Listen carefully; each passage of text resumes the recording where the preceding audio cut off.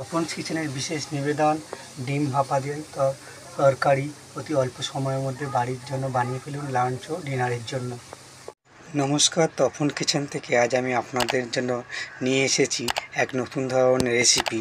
আজ বানাবো ডিম ভাপা দিয়ে তরকারি, তো অতি অল্প সময়ের মধ্যে এবং খুব সুন্দর টেস্টি এটি খাবার রেসিপি তৈরি হয়ে যাবে। তো চলুন ডিম দুটো ভেঙে আমি ওটাকে রেডি করে নিই। ডিম দুটো ভেঙে নিয়েছি, ওর মধ্যে দিয়ে দিচ্ছি সামান্য পরিমাণে পেঁয়াজ কুচি ও লঙ্কা কুচি, আর দিয়ে দিচ্ছি ওর মধ্যে পরিমাণ মতো নুন, আর দিয়ে দিচ্ছি বাড়ি তৈরি করে রাখা গোলমরিচ গুঁড়ো। ভালো করে এটাকে ফেটিয়ে নিই এবং মিশিয়ে নিই। একটি টিফিন বক্স নিয়ে নিয়েছি, তার মধ্যে সামান্য পরিমাণে তেল দিয়ে চারিদিকে আমি এটাকে লাগিয়ে দেবো। যখন ডিম ভাপাতে দেব তখন তুলতে আমার অসুবিধা হবে না, তো ভালো করে তেলটা চারিদিকে লাগিয়ে নিই। এইবারে এটাকে আমি ডিম ভাপাতে বসিয়ে দেব। টিফিন বক্সের মধ্যে আমি ডিমটা পুরো ঢেলে দিচ্ছি ভাপার জন্য। এটা ভাপাতে আমি কিছুক্ষণ রেখে ভালো করে ভাপিয়ে নেব। চলুন রেডি করে নিই। একটি কড়াইয়ে জল নিয়ে নিয়েছি গরম করার জন্য, তার মধ্যে আমি এটাকে বসিয়ে দিচ্ছি এবং এটাকে আমি সেদ্ধতে দিয়ে দিলাম। এর উপর একটা ঢাকনা দিয়ে দেবো। এটাকে আমি ঢাকনা দিয়ে দিচ্ছি।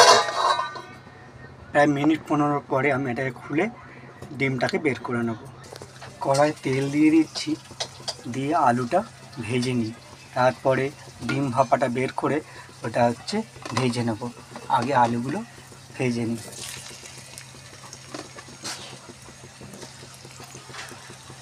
দেখুন সুন্দর ভাপা হয়ে গেছে।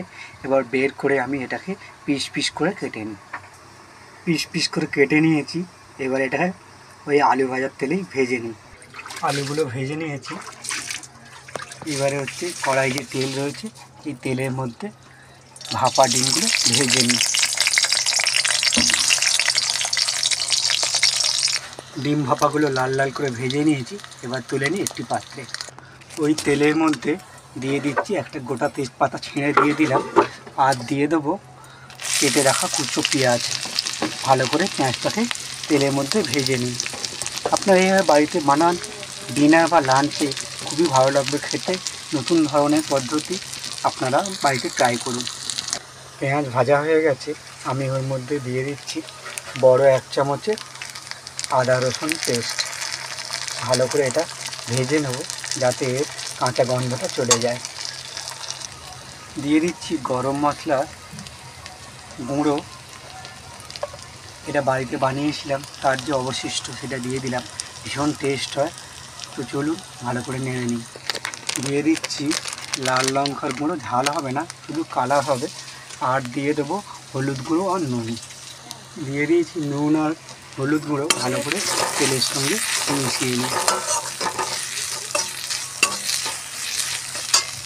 এর সঙ্গে দিয়ে দেবো টমেটো সস। দিয়ে দিচ্ছি টমেটো সস, আপনারা টমেটো চিংড়ি দিতে পারেন।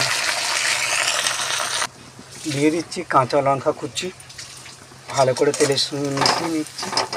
একটু নেড়ে চেড়ে এর মধ্যে একটু জল দিয়ে দেবো যাতে মশলাটা গায়ে না লেগে যায়। দিয়ে দিচ্ছি সামান্য পরিমাণে জল। ভালো করে মশলার সঙ্গে এটা মিশিয়ে গ্রেভি তৈরি করে নিচ্ছি। আমি এর মধ্যে দিয়ে দিচ্ছি ভেজে রাখা আলুগুলো। এগুলো ভালো করে মশলার সাথে মিশিয়ে নিই। আলুর সঙ্গে মশলা মিশিয়ে নিয়েছি। একটু কষা হয়ে গেলে দিয়ে দেবো পরিমাণ মতো জল। মশলা কষানো হয়ে গেছে, এবারে আমি এর মধ্যে দিয়ে দিচ্ছি গরম জল। তাড়াতাড়ি সেদ্ধ হয়ে যাবে। আপনারা যখন জল পছন্দ করেন সেই রকম দেবেন। একটু ঝোল ঝোল করবো তাই একটু জলটা বেশি দিলাম। আপনারা যদি শুকনো পছন্দ করেন তাহলে জলটার পরিমাণ কম দেবেন। গ্রেভিটা ফুটে গেছে, আমি ওর মধ্যে দিয়ে দিচ্ছি ভাপা করা ডিমগুলো, সেদ্ধগুলো দিয়ে দিচ্ছি। এবারে এটা ভালো করে ঝোলের সঙ্গে মিশিয়ে নিই। দিয়ে দিচ্ছি গরম মশলা গুঁড়ো, আর দিয়ে দেবো সামান্য পরিমাণে চিনি। তাতে কি হবে, এর স্বাদের ব্যালেন্সটা খুব ভালো হবে এবং খেতে ভীষণ সুস্বাদু হবে। বানিয়ে ফেলেছি ভিন্ন স্বাদের ডিম ভাপা দিয়ে আলু দিয়ে তরকারি ভীষণ সুন্দর, ভীষণ খেতে সুন্দর, স্বাস্থ্যকর এবং ভীষণ টেস্টি। আপনারা বানিয়ে দেখুন এবং কেমন হয়েছে আমাকে জানাবেন। ভালো লাগলে একটা লাইক করে দেবেন। ভালো থাকবেন, সুস্থ থাকবেন, সাবধানে থাকবেন। দেখা হবে এই রকম নানা রকম রেসিপি নিয়ে উপস্থিত হব। ধন্যবাদ।